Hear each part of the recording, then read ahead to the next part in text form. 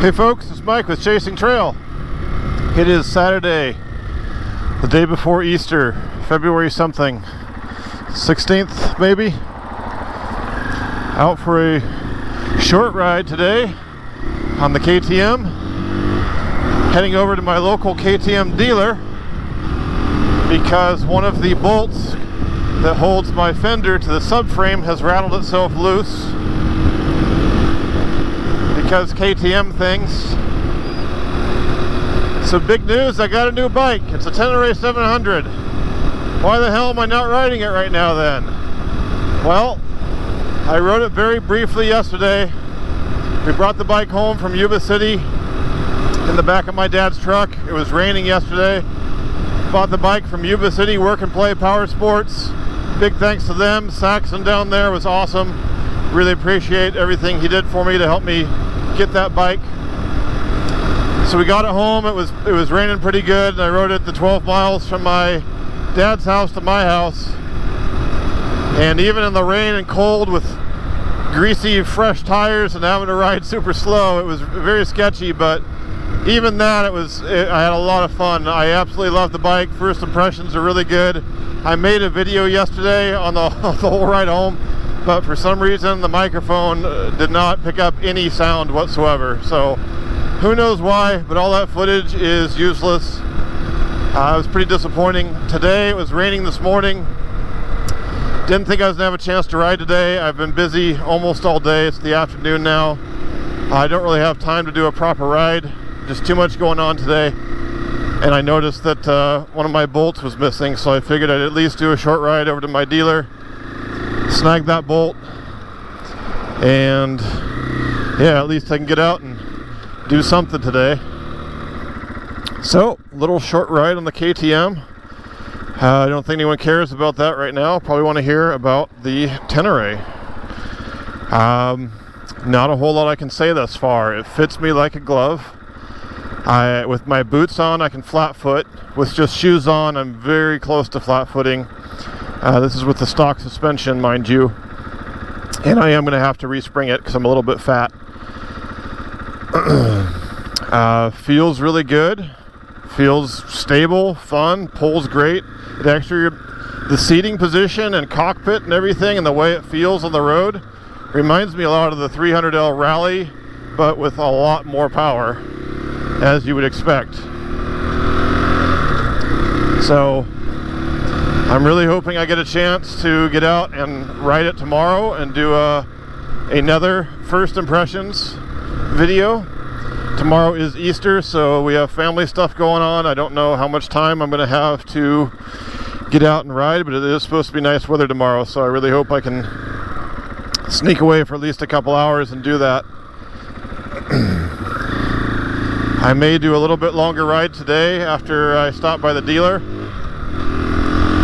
depending what time it is at that point.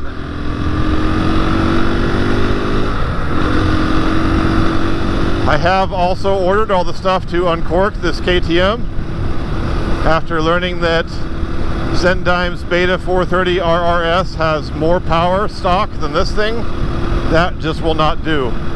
So that has to be fixed. This is a 500. He's got a weenie little training wheels pussy bike 430. So we've got to get this one up to snuff. Stock, this one makes about 39 horsepower. With uncorking, it should be about 54. So 15 horsepower gain, pretty significant. About 6 foot-pounds of torque as well. And all that I need to do that, I had already opened up the intake a little bit by putting on the Twin Air Pro Flow kit. I'm not going to pull the reeds out of the air box. I read and watched a bunch of videos on that. Takamoto in particular makes some really useful videos about a lot of bikes and bike stuff, but KTM's in particular, and he noted that leaving the reed valves in the intake will give you better low and mid power, and that's where I spend most of my time riding. I don't need top end. I'm not going to be ripping around at wide open throttle, so leaving the reeds in, my intake's already good. I'm putting a Pro Moto billet end cap on with spark arrestor. I also got the ultra silent insert for it. I don't want this thing to be obnoxiously loud. And that's pretty much, oh, and a fuel controller. So I also ordered the JD Jetting fuel controller, which is needed because the bikes are lean from the factory, and you do that, and you definitely need to address the fueling. The piggyback controller is the most crude way of going about that, but it's effective, and it'll be fine for my needs. If you're someone hardcore, you know, get a Vortex, but those are $800, and a JD Jetting / Dobeck style piggyback controller is only $250 or even less if you can find them on sale. So that will be happening soon. I want Zendime to ride this one first. I don't really like talking to myself at stoplights, especially when someone's sitting there next to me with their window down. I want Zendime to ride this one first, stock, before I do that, so that after it he can also comment and see what he thinks about the power difference rather than having just my perspective. I think it'd be cool to hear from two different people. So that will be happening soon. After even my brief ride on the Tenere, I knew immediately I love the bike.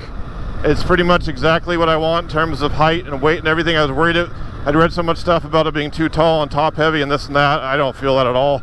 It feels perfectly fine. No issue pushing it around the garage and moving it around. All bikes feel good once you're moving. It feels great. I had said I wouldn't order a bunch of mods right away, but I lied. I already ordered a shit ton of stuff.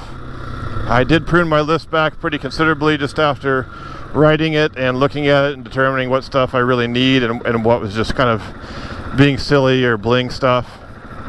So I will be setting it up exactly the way I like, and once that's all done, I'll certainly do a build video on that. I'm long overdue for a build video on this KTM. I'm still waiting on the Acerbis 3.9 gallon gas tank. I don't want to do that video until that arrives. That will be here. Who knows? It's been 3 months. Not even gonna make a guess at this point.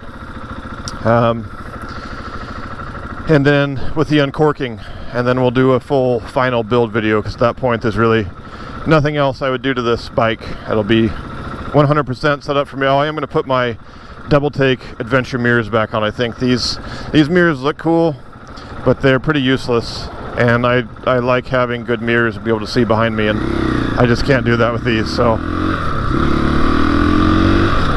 the double takes are heavier for sure, more weight up on the bars, but I want to be able to see.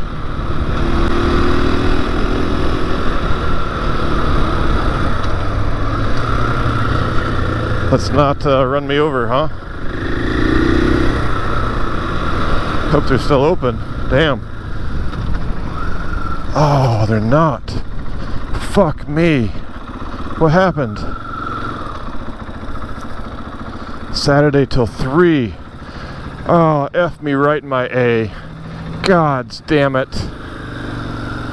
Well, son of a bitch bastard. Oh boy, I guess I should have checked before I came over here. I thought for sure they'd be open on a Saturday afternoon. Oh well, I guess we'll head out and find some dirt then, huh? Because riding around town is not much fun. Well, despite just sitting here at stoplights, this thing's not been overheating, so that's a good sign. I got 53 miles a gallon for my last fill up. I can feel the heat coming off this thing though. It does not like to sit.